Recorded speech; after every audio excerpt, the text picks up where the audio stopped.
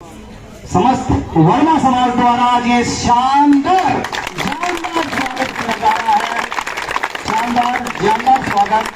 ग्राम रतनपुरा की इस पावन भूमि पर आप लगाई थे भी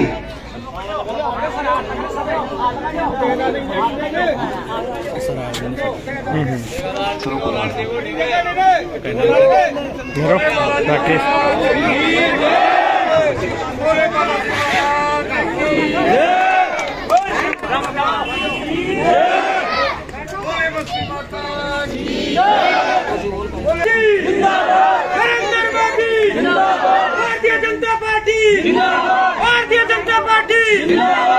श्रीमान जगदीश जी रायपुरिया पंचायत समिति। क्या बात है, इन्होंने रीति नीति से प्रभावित होकर जगदीश जी के कार्य आगे श्री राजू जी हरिजन को ऐसा वागा ना हो श्री टेकचंद जी जिलोआ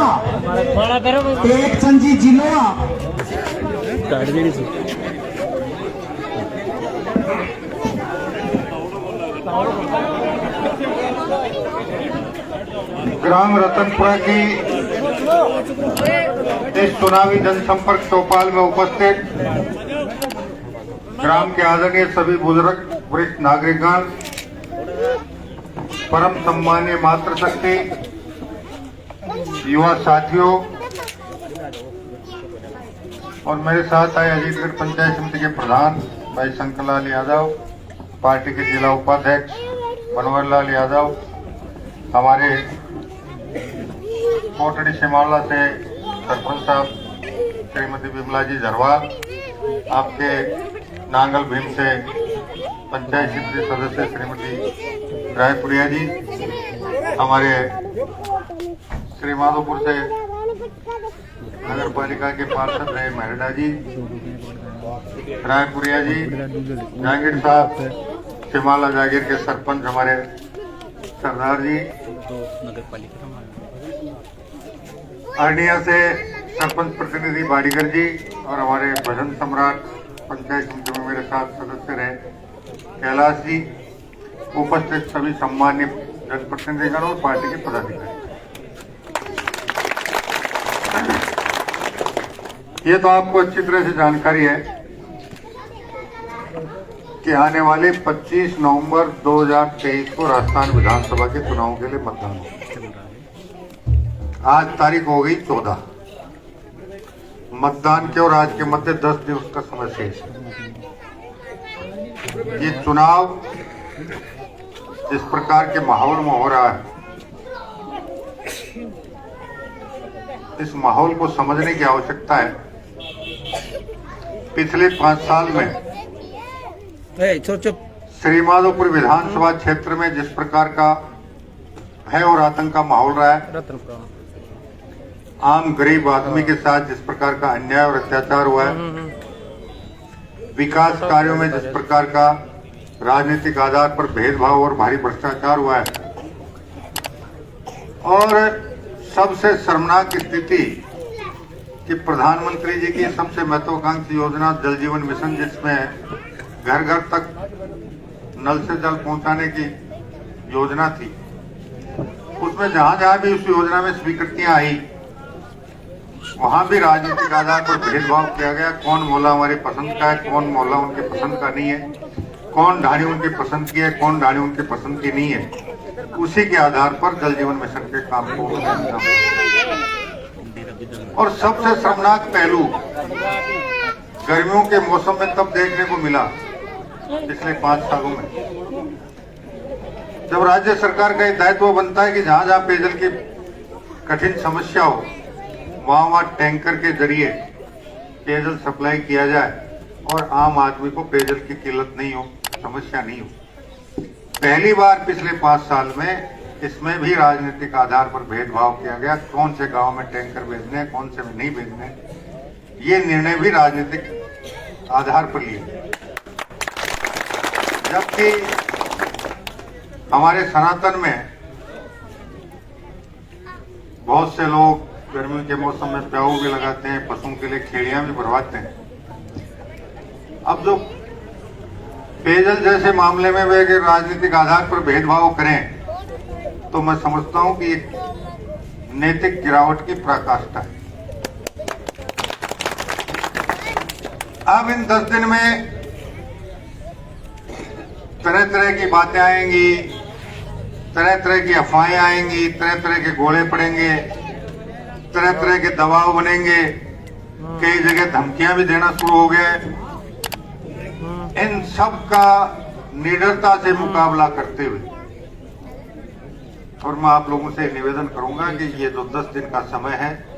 वो बिना डरे, बिना रुके, बिना थके एक एक मतदाता से कम 2 बार आप निश्चित रूप से संपर्क करेंगे और उनसे आग्रह करेंगे कि हम सब एकता और भाईचारे के भाव के साथ इस भय और आतंक के वातावरण का खात्मा करने के लिए और अन्याय और अत्याचार को समूल नष्ट करने के लिए आने वाले 23 दिसंबर 2023 को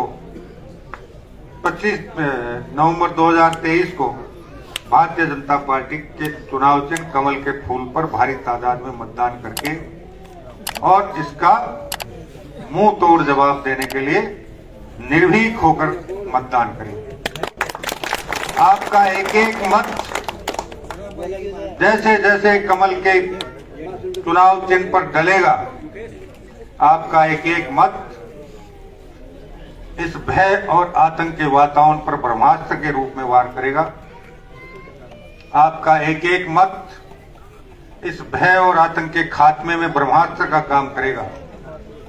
और जब 10 दिन में आप निर्भीक होकर मेहनत करेंगे, 25 नवंबर 2023 को अपने परिवार के, अपने अड़ोस पड़ोस के, अपने मोहल्ले के, जहां आपकी उठ बैठ है, जहां आपकी यारी दोस्ती है, जहां आपकी नाती रिश्तेदारी है, सबसे पहले अपने परिवार के और अपने अड़ोस पड़ोस के सारे मतदाताओं को साथ लेकर, परिवार में जितने सदस्यों का नाम मतदाता सूची में, सबको साथ में मतदान केंद्र पर सुबह 7 बजे मतदान शुरू होगा। जितनी जल्दी संभव हो सके मतदान करने के बाद, दिन भर आजकल सबके पास मोबाइल की सुविधा है, अपनी जहां जान पहचान है, यारी दोस्ती है, उठ बैठ है, नाते रिश्तेदारी है, उनसे सतत संपर्क करते हुए उन्हें भारतीय जनता पार्टी के पक्ष में मतदान करने के लिए आग्रह करता हूं। और जब आपकी ये मेहनत 25 नवंबर 2023 को भारतीय जनता पार्टी के पक्ष में भारी मतदान करवाएगी, उसका सुखद परिणाम 3 दिसंबर 2023 को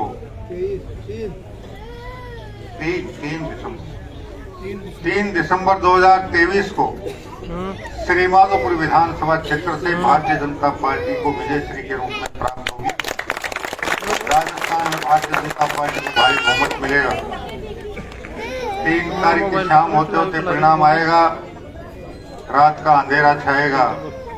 4 तारीख का सूर्योदय श्रीमाधोपुर विधानसभा क्षेत्र में एक नई उम्मीद, एक नई आशा का प्रकाश लेकर उदयमान होगा। और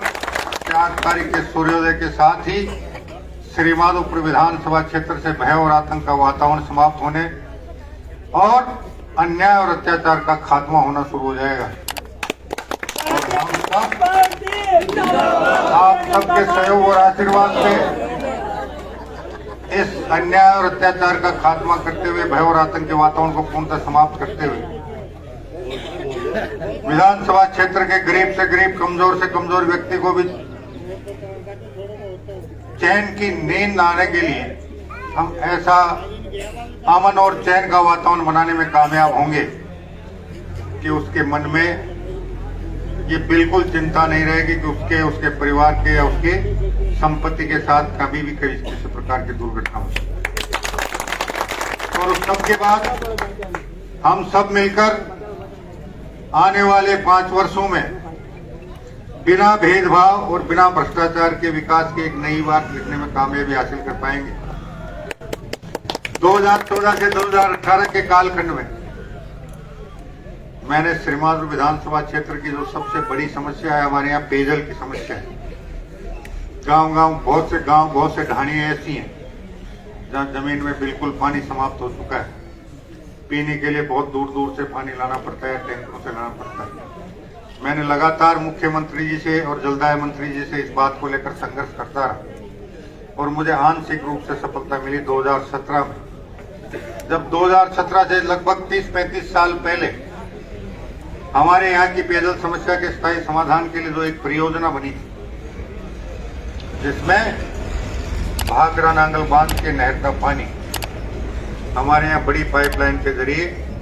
आना था, जिसका नाम था कुंभाराम लिफ्ट पेयजल परियोजना का द्वितीय चरण। उसके सर्वे और डीपीआर के लिए 5 करोड़ रुपए का बजट स्वीकृत करवाने में मुझे सफलता मिली। 2018 में उसके डीपीआर और सर्वे बनाने का काम शुरू हुआ, लेकिन अक्टूबर आते आते राजस्थान विधानसभा के चुनावों की घोषणा हो गई। आचार संहिता लगने के साथ ही वो काम रुका और पिछले 5 साल में उसमें एक भी कदम आगे नहीं बढ़ पाया।